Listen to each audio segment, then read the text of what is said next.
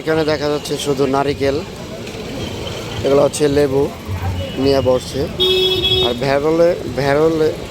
ভ্যালোরে সবাই কর্মঠ, এরা অনেক পরিশ্রম করে, দেখতেই পাচ্ছেন।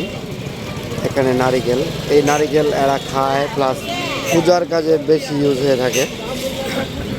নারিকেল এবং লেবুটা পূজার কাজে সবচেয়ে বেশি ইউজ হয়ে থাকে ভ্যালোরে।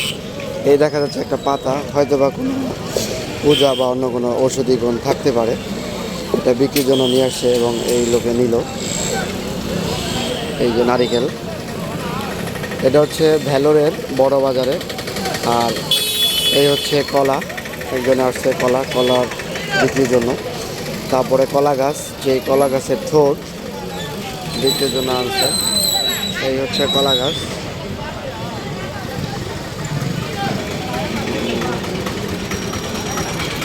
এই কলা, লেবু এবং কলা পাতা নিয়ে আসছে।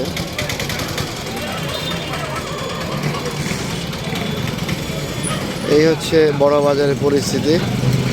এক পাশে সবজির বাজার, এক পাশে ফলের বাজার, এবং এখানে হচ্ছে বিভিন্ন রকম শাক সবজি, এই নারিকেল, লেবু, সমস্ত ধরনের শাকসবজি, সকল ধরনের শাকসবজি এখানে নিয়ে আসছে।